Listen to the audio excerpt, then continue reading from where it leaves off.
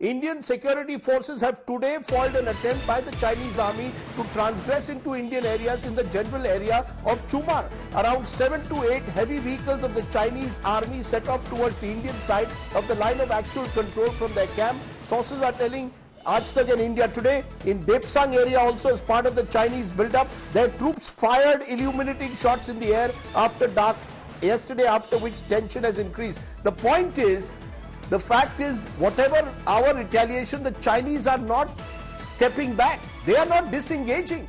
That's the concern, isn't it, somewhere, General Kulkarni, that the Chinese seem to be here to stay. Yeah, Rajdeep, you're right. The Chinese are inching for confrontation. They're inching for confrontation. They are provoking the Indians to see. They're gauging where could they be weak.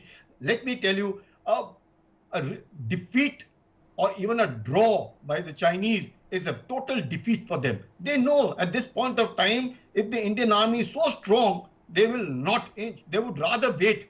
Wait and watch, even if it 1 winter, 2 winter, 3 winter. The Chinese, the way I look at it, are inching for confrontation. They're wanting India to toe their line. They're wanting the LAC, which they perceive to be accepted by India. Indians are not going to accept it. If that be so, then it's absolutely clear. What are the Chinese there for? The Chinese are there to probe, to see, can they win? When they know they cannot win, they will not confront. They will only do coercion. And that is what it will end to. Coercion as much as they can. The strategic alliances also will prevent confrontation. But the Chinese coercion, pinpricking will continue till they feel... Okay, so you're calling it pinpricks. I'll come back to that in a moment. But Kanwal Sibal, where does this leave Indian diplomacy? There was so much talk of investment in dialogue at the highest level. Prime Minister Modi, President Xi, Mamallapuram, Ahmedabad, that's all been forgotten. At the moment, you have a serious potential military confrontation. Do you believe it is now possible to invest in reaching out to China diplomatically? I know that Foreign Minister Dr. Jaishankar, along with his Chinese counterpart, are at the SCO summit in Russia. Is there possibilities at all of any diplomatic engagement, or have matters now slowly getting out of control? Well, you know, there was nothing wrong in this government or previous governments trying to engage China and work out some modalities of being able to cohabit, even when there are serious differences which, to my mind, are not going to be resolved in the foreseeable future. And the Chinese have been saying that openly. All their policies that we see directed at India are strategically very adversarial, and they have not relented.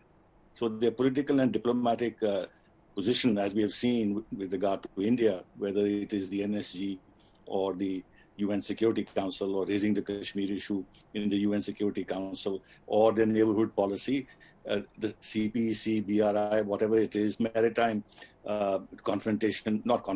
maritime pressure on India, the Silk Road. So all these are clear signs that China wants hegemony, wants to dominate Asia, and wants India to accept China's superiority and its #1 position in Asia, which for them is the stepping point then to really begin their wider confrontation with the United States of America. But since they're on the border and we have a problem there, it's a very strong country. It's the second largest economy, the biggest exporter in the world, with economic tentacles everywhere. We have to engage them, and we've been engaging them.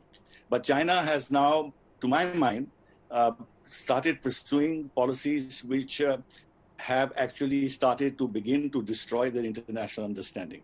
It is the beginning of the collapse of Xi's foreign policy as he had thought he would pursue in terms of achieving his dream. So China actually has committed a very grave mistake in confronting India in Ladakh, even when they are embroiled with the United States in South China Sea and the ASEAN countries and Japan and others. So they can't fight on two fronts. You know, we talk about our problem on two fronts. China has a bigger problem on two fronts because they are the strongest military power in the world, which is confronting them in the East. So there is a limit beyond which China simply cannot go. And if they continue this confrontation, if they don't reach an agreement with India, their international position will become even weaker as time goes on. Right. So it's a loss-loss situation for them. Yes, it is a problem for us. It imposes a lot of burden on us. It makes us, it confronts us with difficult choices. You're saying it's a loss for the Chinese. But China is going to be a bigger loser in this.